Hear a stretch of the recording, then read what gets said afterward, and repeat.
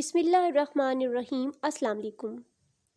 تاریخ اسلام کے lecture series میں آپ کو خوش آمدید کہتی ہوں۔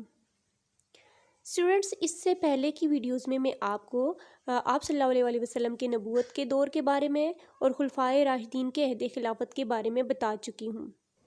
آج میں تاریخ اسلام کے حصہ دوم کا آغاز کروں گی، جو کہ ہے بنی امیہ کے خاندان اور اس کی خلافت کے بارے میں۔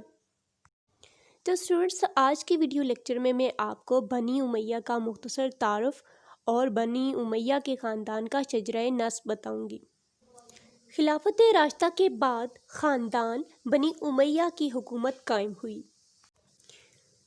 قبیلہ قریش کی چھوٹی بڑی 10 شاخیں تھیں۔ نمبر 1 بنی ہاشم، نمبر 2 بنی امیہ، نمبر 3 بنی نوفل، 4 بنی عبدالدار، 5 بنی اسد، 6 بنی تمیم، 7 بنی مخزوم، 8 بنی عدی، 9 بنی جمع، 10 بنی سہم۔ یہ 10 جو شاخیں تھیں نسبی اعزاز میں قریب برابر تھیں، لیکن بنی ہاشم اور بنی امیہ دنیاوی وجاہت اور عظمت و شان میں ان سب سے ممتاز تھے۔ جن 10 شاخوں کی میں بات کر رہی ہوں، نسبی اعزاز سے تو سب برابر تھیں، لیکن بنی ہاشم اور بنی امیہ جو ہے وہ دنیاوی وجاہت اور عظمت و شان و شوکت میں سب سے زیادہ ممتاز تھے، منفرد تھے، آگے تھے۔ بنی ہاشم تولیت کعبہ کی وجہ سے سارے عرب میں معزز اور محترم سمجھے جاتے تھے، اور بنو امیہ کو امارت اور کثرت تعداد کی بنا پر شان و شوکت حاصل تھی۔ ان دونوں شاخوں کی بنیاد عبد المناف سے پڑتی ہے، اور یہ کسا کی اولاد میں بڑے نامور تھے۔ ان کی متعدد اولادیں تھیں، جن میں ہاشم اور عبد الشمس بڑے نامور تھے، اور انہی دونوں سے یہ دونوں خاندان چلے، ہاشم سے بنی ہاشم اور عبد الشمس سے بنی امیہ۔ تو اسٹوڈنٹس، اب میں وضاحت کروں گی امیہ بن عبد الشمس بانی خاندان بنی امیہ کے شجرہ نسب کی۔ تو اسٹوڈنٹس، یہ ہے امیہ خاندان کا شجرہ نسب۔ بنی امیہ کے مورث اعلیٰ امیہ عبد الشمس کے لڑکے تھے۔ دیکھیں ٹاپ پہ جو نام لکھا ہے، امیہ بن عبد الشمس بانی خاندان بنی امیہ۔ بانی خاندان کون ہے؟ بنی امیہ، امیہ، اور یہ کس کے بیٹے ہیں؟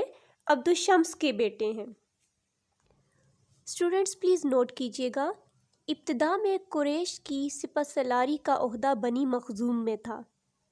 جن چھوٹی بڑی 10 شاخوں کی میں نے بات کی تھی، اس میں ایک بنی مخزوم بھی شاخ تھی، تو سپہ سالاری کا عہدہ جو ہے وہ بنی مخزوم میں تھا، لیکن عبد الشمس کے زمانے میں یہ منصب بنی امیہ میں منتقل ہو گیا، اور پھر ان کی نسل میں اس کا سلسلہ چلا گیا۔ عکاظ، فجار اور ذات نکیف کی لڑائیوں میں جو زمانہ جاہلیت میں قریش اور دوسرے خاندانوں کے درمیان ہوئی، عبد الشمس کے پوتے حرب بن امیہ جو ہیں اس کے سپہ سالار تھے۔ پھر حرب کے بعد ابو سفیان جو ہے وہ سپہ سالار بنے، لہٰذا بنی امیہ کے خاندان کے پہلے جو 2 نام ہیں، حرب بن امیہ اور ابو سفیان بن حرب، یہ دونوں سپہ سالار تھے۔ اب نمبر 1 پہ دیکھیں، معاویہ اول بن سفیان بانی دولت امویہ، یعنی کہ امیہ خاندان کے دور حکومت کے جو بانی ہیں، جہاں سے دور حکومت شروع ہوا، وہ کون تھے؟ معاویہ۔ تو اسٹوڈنٹس چلتے ہیں معاویہ بن ابی سفیان کے مختصر تعارف کے بارے میں۔ جیسا کہ میں نے آپ کو بتایا کہ وہ بانی تھے اس دور حکومت کے، نمبر 1 اگر لکھا ہوا ہے تو وہ پہلے حکمران تھے اس خاندان کے۔ حضرت معاویہ ابو سفیان بن حرب کے بیٹے تھے۔ ان کا نسب 5ویں پشت پر عبد المناف پر رسول اللہ صلی اللہ علیہ وسلم سے مل جاتا ہے۔ ظہور اسلام کے زمانہ میں امیر معاویہ رضی اللہ تعالیٰ عنہ کے والد ابو سفیان سپہ سالاری کے عہدے پر فائز تھے، اس لیے کفار مکہ اور مسلمانوں کی لڑائیوں میں وہ پیش رہتے تھے، لیکن معاویہ رضی اللہ تعالیٰ عنہ کا نام اس سلسلہ میں کہیں نظر نہیں آتا۔ اس کا سبب ان کی کم عمری تھی۔ فتح مکہ میں اپنے والد کے ساتھ مشرف با اسلام ہوئے اور یہ حیات نبوی صلی اللہ علیہ وسلم کا آخری زمانہ تھا۔ اس لیے امیر معاویہ رضی اللہ تعالیٰ عنہ کو زیادہ صحبت و خدمت کا موقع نہ مل سکا، البتہ کتابت وحی کی خدمت سر انجام دیتے تھے، یعنی کہ وحی لکھنے کا کام جو ہے وہ آپ سر انجام دیتے تھے۔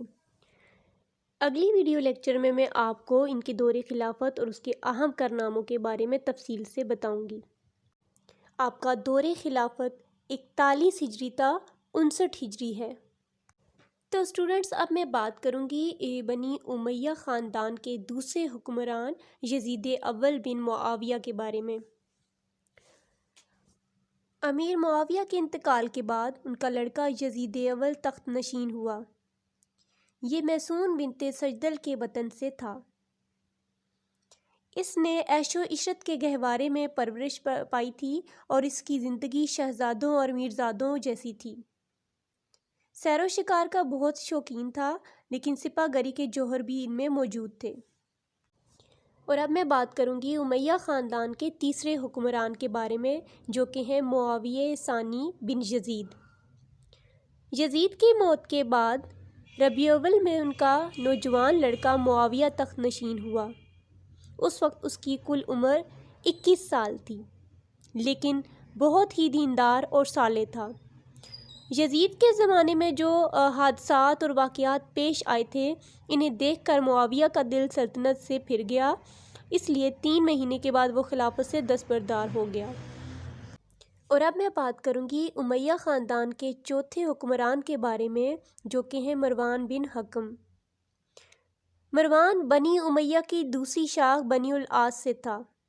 مروان کا باپ حکم بن العاص حضرت عثمان رضی اللہ تعالیٰ عنہ کا حقیقی چچا تھا۔ مروان کی وفات کے بعد رمضان 65 ہجری میں عبد الملک تخت نشین ہوا، جو امیہ خاندان کا 5واں حکمران تھا۔ عبد الملک اپنے زمانے کے اکابر علماء میں سے تھا۔ اور اب میں بات کروں گی اگلے خلیفہ ولید بن عبد الملک کی۔ ولید عبد الملک کا بڑا لڑکا تھا۔ اس کی ماں قبیلہ عبس سے تھیں۔ اپنے والد کے برعکس وہ علم و فن سے بیگانہ تھا۔ عبد الملک نے اس کی تعلیم کی بڑی کوشش کی، لیکن ولید کی طبیعت تحصیل علم کی جانب راغب نہ ہوئی، گویا وہ علم سے دور ہی رہا۔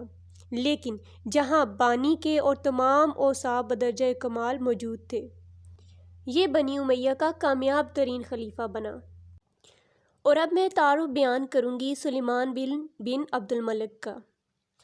سلیمان بن عبد الملک ولید کا حقیقی بھائی تھا۔ خود عبد الملک اسے ولید کے بعد ولی عہد بنا گیا تھا، اس لیے اس کی وفات کے بعد جمادی الثانی میں وہ تخت نشین ہوا۔ سلیمان فطرتاً صالح و سعید تھا۔ بعض حیثیتوں سے اپنے بیشتروں، یعنی اپنے سے پہلے جو حکمران تھے ان سے زیادہ بہتر حکمران ثابت ہوا، اور اس کی تخت نشینی کے ساتھ ہی امیہ جو حکومت تھی اس کی سیاست ہی بدل گئی۔ سلیمان کی وفات کے بعد صفر 99 ہجری میں حضرت عمر بن عبدالعزیز تخت نشین ہوئے۔ آپ مشہور فرمانروا مروان بن حکم کے پوتے تھے۔ باپ کا نام عبدالعزیز تھا۔ ان کی تعلیم و تربیت بڑے اہتمام کے ساتھ مشہور محدث صالح بن کیسان کی نگرانی میں ہوئی۔ آپ فطرتاً صالح و سعید تھے۔ تعلیم و تربیت نے ان کے جوہروں کو اور زیادہ چمکا دیا تھا، اور وہ ہر اعتبار سے اپنے خاندان سے بالکل الگ تھے۔ علمی لحاظ سے وہ اپنے زمانے کے امام بھی تھے۔ اور اب میں بات کروں گی یزید بن عبد الملک کی۔ حضرت عمر بن عبدالعزیز کی وفات کے بعد رجب 101 ہجری میں یزید بن عبد الملک تخت نشین ہوئے۔ آپ کی ماں عاتکہ یزید بن معاویہ کی لڑکی تھی۔ تخت نشینی کے بعد یزید نے حضرت عمر بن عبدالعزیز کے نقش قدم پر چلنے کی کوشش کی اور ان کی اصلاحات کو قائم رکھا، لیکن 40 دن سے زیادہ نہ چل سکا۔ اور اب میں بات کروں گی ہشام بن عبد الملک کی۔ یزید کے انتقال کے وقت اس کا بھائی اور ولی عہد ہشام بن عبد الملک جو ہے وہ خلیفہ بنا۔ اس کی تخت نشینی کے بعد امیہ حکومت میں پھر ایک حرکت اور گرمی پیدا ہو گئی۔ اس کا دور بیرونی مہمات، فتوحات اور اندرونی گوناگو انقلابات پر جو ہے وہ مشتمل تھا۔ اور اب میں بات کروں گی ولید ثانی بن یزید بن عبد الملک کی، جو 11واں حکمران تھا امیہ خاندان کا۔ یزید بن عبد الملک اپنی زندگی میں ہشام کے بعد اپنے لڑکے ولید کو نامزد کر گیا تھا، اس لیے ہشام کی وفات کے بعد ربیع الاول 125 ہجری میں وہ تخت نشین ہوا۔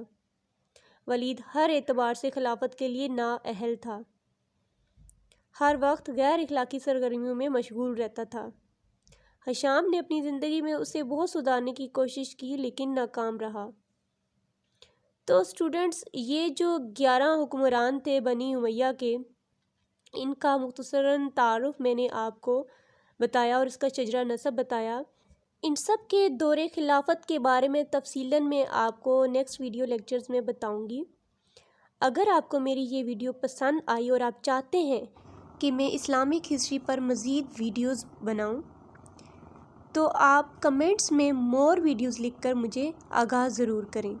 تھینک یو سو مچ۔ اللہ حافظ۔